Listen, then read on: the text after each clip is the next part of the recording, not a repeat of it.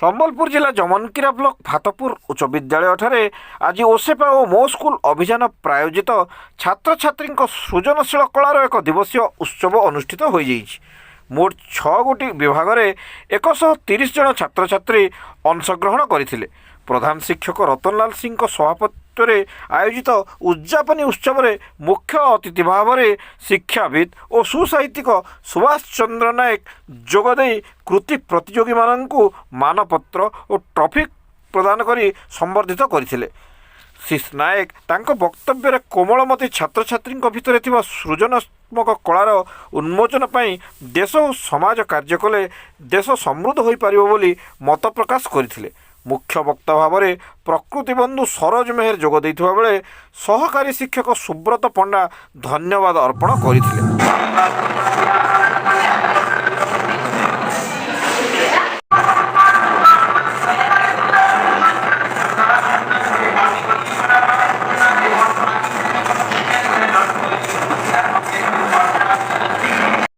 ବର୍ତ୍ତମାନ ଆମର ଗହଣରେ ଆଉ ଜଣେ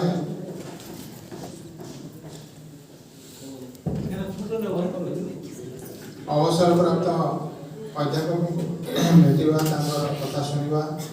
ସେ ଆମର ଚିର ପରିଚିତ, ଛୋଟ ସମୟରୁ ତାଙ୍କ ସାଙ୍ଗରେ ଆମର ସାକ୍ଷାତ ଅଛି। ସେ ଆମର କେହି ନୁହନ୍ତି, ସୁଭାଷ ବାବୁ। ତାଙ୍କୁ ମୁଁ ଅନୁରୋଧ କରିବି ଆଜିର ଏହି ଅବସରରେ ତାଙ୍କର ବକ୍ତବ୍ୟ ରଖିବେ। ଶ୍ରୀଯୁକ୍ତ ସୁଭାଷ ଚନ୍ଦ୍ର ନାୟକ। ଆଜିକା ସଭାପତି ମହୋଦୟ, ଯିଏକି ତାଙ୍କ ସହିତ ମୁଁ ଅତି ଘନିଷ୍ଠ, ତାଙ୍କର ମୋର ଯୁବକ ଅବସ୍ଥା କୈଶୋରାବସ୍ଥାରୁ କହିଲେ ବି ଅତ୍ୟୁକ୍ତି ହେବ ନାହିଁ। আমার মোর প্রিয় সান ভাই প্রধান শিক্ষক রতনলাল সিং মহোদয়, আজি অন্যতম সম্মানিত অতিথি সরোজ মেহের এবং অন্যান্য সমস্ত সহকারী শিক্ষক শিক্ষিকা, পুরাতন ছাত্রছাত্রী আর ছোট বড় শ্রদ্ধেয় ছাত্রছাত্রী, আজ আমি এখানে সামিল হয়েছি। ইথিরলাগি আমি সামিল হয়েছি যে ও পেপার আমাকে নির্দেশ দিয়েছে পিলামানଙ୍କର ଭିତରେ ସୃଜନାତ୍ମକ କଳାକୁ ଉନ୍ମୋଚନ କରିବା। ସୃଜନାତ୍ମକ କଳା ମାନେ କାଣା, ଆମର ସେଟା ଉନ୍ମୋଚନ କଲେ ଆମର କାଣା ହେଇପାରେ। এই কথার উপরে আজি পুরা দিন তমাম তুমি কার্য করেছ এবং যে সেকেন্ড অধিবেশন বা উদ্যাপনী উৎসবে আমি সমস্তে সামিল হয়েছু। তোমার কৃতিত্বর তুমি পুরস্কার ইনে গ্রহণ করো। আচ্ছা শ্রদ্ধেয় ছাত্রছাত্রী মানে আমি স্কুল কে কাই পড়ি কে আছো, ঠিক মোর সেটা কথা রাখবো নাই। এ ছুয়া দেখো এটা টায়ার্ড হয়ে তুমি জানিছি, হ্যাঁ কাম করি করি বিভিন্ন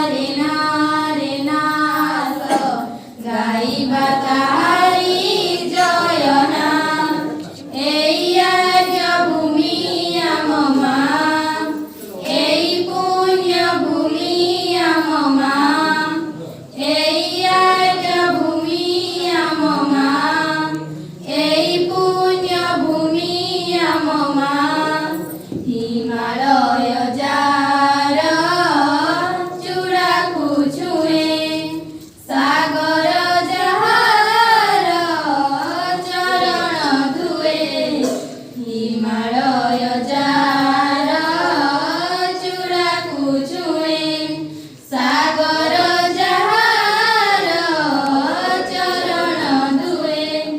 ଯାର